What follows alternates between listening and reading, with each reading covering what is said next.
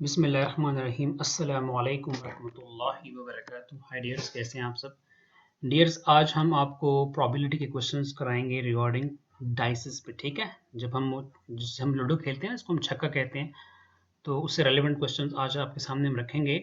If two fair dices are rolled then find the probability of getting. अगर हम दो dice at the same time simultaneously अगर roll out करते हैं, उसको फेंकते हैं, उसको कास्ट करते हैं, तो आपसे कहा गया प्रोबेबिलिटी फाइंड करें कि अ टोटल ऑफ 7, कि वहां पे जो दो डाइस रोल करने के बाद उनके ऊपर जो डार्ट्स आते हैं अगर उसको हम सम कर लें तो उनका सम क्या होना चाहिए? 7 होना चाहिए। ठीक है, इस तरह सेकेंड ऑप्शन आपके पास के वहां पे जो दो नंबर्स आ रहे हैं वो क्या होना चाहिए? डबलेट होनी चाहिए, यानी फर्स्ट डाइस के ऊपर जो नंबर आ रहा है एग्जैक्टली वही नंबर जो है वो सेकंड डाइस के ऊपर आ रहा है। तो चलिए इन क्वेश्चन को ऐसा करते हैं, सॉल्व करते हैं। तो जब भी आपके पास ऐसा क्वेश्चन आए सबसे पहले आपने उसका सैंपल स्पेस जो है बनाना है। ठीक है, मैंने आपको लास्ट लेक्चर में बताया था कि जो एक्सपेरिमेंट हम परफॉर्म कर रहे होते हैं उसके कितने पॉसिबल आउटकम्स हैं उसको हम रखते हैं बेस में, और कितनी दफा उसको हम रिपीट कर रहे होते हैं उसको हम पावर में रखते हैं। ठीक है, जब हम कोई डाइस रोल करते हैं या फेंकते हैं, कास्ट करते हैं, तो उसके ऊपर 6 पॉसिबल रिजल्ट्स आते हैं। 1 भी आ सकता है, 2 भी आ सकता है, 3 भी आ सकता है, 4 भी आ सकता है, 5 भी आ सकता है और 6 भी आ सकता है। अब हम क्या कर रहे हैं, यहाँ पे दो डाइसेस को एट अ टाइम जो है वो क्या कर रहे हैं? कास्ट कर रहे हैं। तो पावर में क्या आ जाएगा? 2 आ जाएगा। तो आपके पास जो ऑल पॉसिबल आउटकम्स बनेंगे वो कितने बनेंगे? 36 बनेंगे। ठीक है, अच्छा, ऐसा भी हो सकता है, अब इसको हम लिस्ट करते हैं सैंपल स्पेस की शक्ल में। 1 1 आपके पास हो सकता है कि फर्स्ट डाइस पे 1 आ रहा हो, सेकंड पे भी 1 आ रहा हो, इस तरह 1 2 1 3 1 4 1 5 1 6 अप टू आपके पास लास्ट पॉसिबल आउटकम्स क्या आ सकते हैं? 6 6 आ सकते हैं। यानी आप दो डाइसेस अगर साइमल्टेनियसली रोल करते हैं तो उनके ऊपर जो दो रिजल्ट्स आएंगे वो इस सैंपल स्पेस में क्या होंगे? किसी भी शक्ल में मौजूद होंगे। ठीक है, अच्छा, सैंपल स्पेस हमने बना लिया। अब आपसे वो डिमांड करते हैं कि आप प्रोबेबिलिटी फाइंड करें कि टोटल ऑफ 7, यानी इनमें वो कौन से ऐसे सैंपल पॉइंट्स हैं कि फर्स्ट डॉट के ऊपर जो नंबर आ रहा है और सेकंड डॉट के ऊपर जो नंबर आ रहा है उन दोनों को अगर हम ऐड कर लें तो हमारे पास क्या आना चाहिए? 7 आना चाहिए। ठीक है, तो देख लें 1 एंड 6 इसको जमा करें तो क्या आता है? 7 आता है। इसी तरह अगर आप 2 और 5 को जमा करें इससे भी 7 आ रहा है, इससे भी 7 आता है, इससे भी 7 आता है, इससे भी 7 आता है, और 6 और 1 को ऐड करने से भी 7 आता है। इसके अलावा इसमें कोई ऐसा सैंपल पॉइंट्स नहीं है जिसको हम ऐड करें और वो हमें क्या दे? 7 दे। ठीक है, तो मतलब ये कि इसके जो फेवरेबल पॉइंट्स हैं वो कितने आ रहे हैं हमारे पास? वो 6 आ रहे हैं। ठीक है, यानी टोटल ऑफ 7 को जो पॉइंट्स फेवर कर रहे हैं उनकी तादाद क्या है? 6 आ रही है।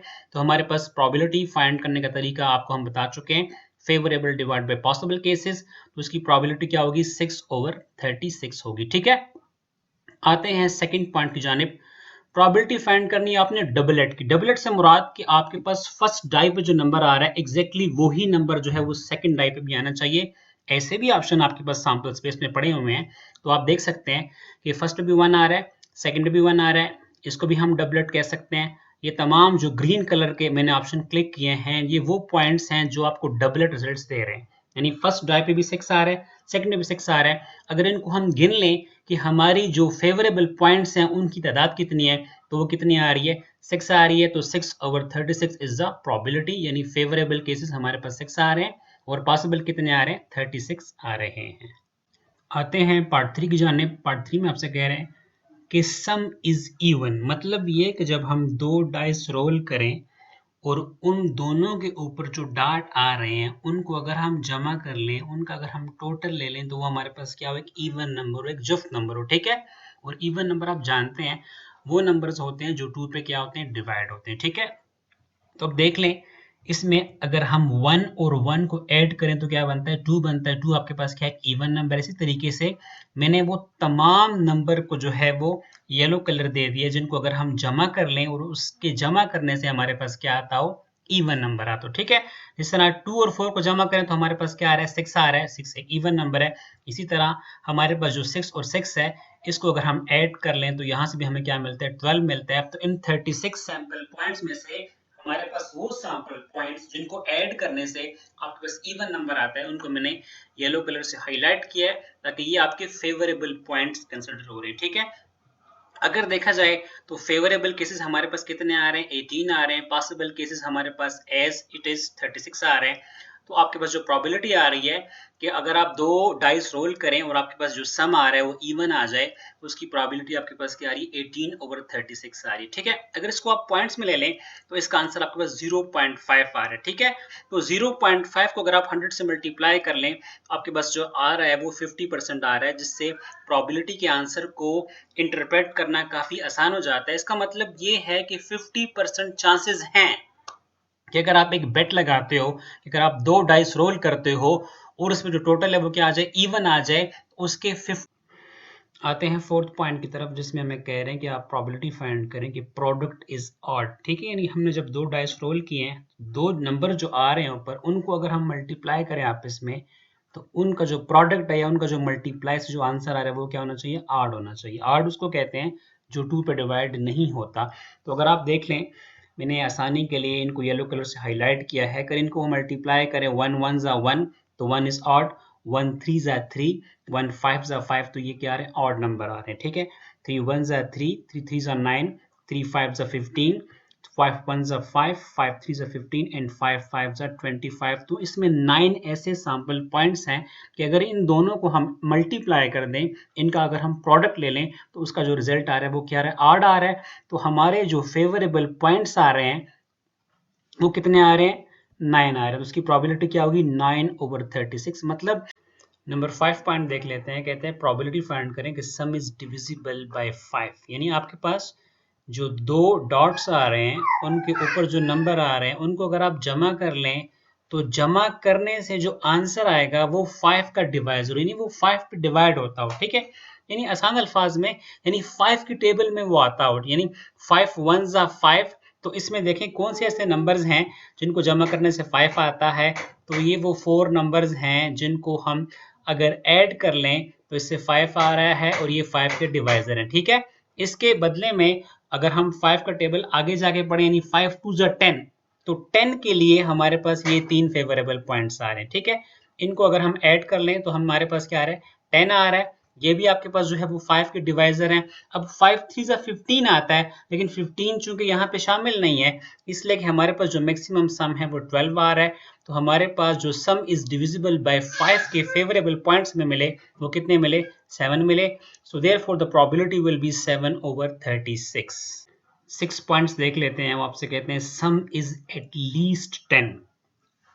मैं आपको बता चुका हूं अपनी प्रीवियस वीडियो में कि एटलीस्ट का मतलब, कि एटलीस्ट 10 का मतलब है कि 10 या फिर 10 से ज्यादा। ठीक है, इन जितने ज्यादा पॉसिबल हैं आप उन तमाम को ले सकते हैं। एटलीस्ट 10 का मतलब है टोटल उनका 10 हो या फिर 10 से क्या हो, ज्यादा हो।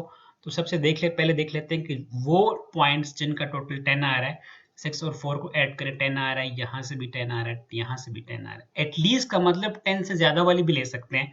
तो इसमें आप 5 और 6 भी ले सकते हैं, क्योंकि इसका टोटल 11 आ रहा है। 6 और 5 का टोटल भी क्या आ रहा है, 11 आ रहा है, और 6 और 6 का टोटल क्या आ रहा है, 12 आ रहा है। एटलीस्ट 10 का मतलब है टोटल 10 हो या फिर 10 से ज्यादा हो। तो ये मैंने हाईलाइट कर दिए। तो हमारे पास 6 सैंपल पॉइंट्स ऐसे आ रहे हैं जिनको अगर हम ऐड कर लें, उनका जो टोटल आ रहा है, उनका जो सम आ रहा है वो एटलीस्ट 10 आ रहा है। तो व्हाट इज द प्रोबेबिलिटी, इसकी प्रोबेबिलिटी भी होगी 6/36।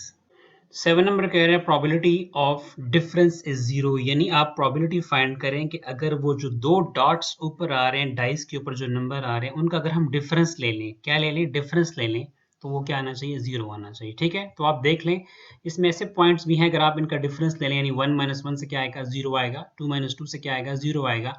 ये वो सैंपल पॉइंट्स हैं जिनका अगर हम डिफरेंस ले लें तो इनका आंसर क्या आ रहा है, जीरो आ रहा है। तो ऐसे सैंपल पॉइंट्स कितने हैं हमारे पास, टोटल 6 सैंपल पॉइंट्स आ रहे हैं। ठीक है, इसकी प्रोबेबिलिटी भी क्या होगी, 6/36 इसकी प्रोबेबिलिटी हो। लास्ट पॉइंट देख लेते हैं, 8 नंबर मॉडल सम। यानी आपने प्रोबेबिलिटी फाइंड करनी है मॉडल सम की, मतलब इनको आप जमा कर लें। ठीक है, तो इन तमाम को अगर हम जमा कर लें, तो मैंने आपकी आसानी के लिए जो है वो यहाँ पे लिख दिया कि 1 और 1 को जमा करने से 2 होता है, 1 और 2 को जमा करने से 3 होता है।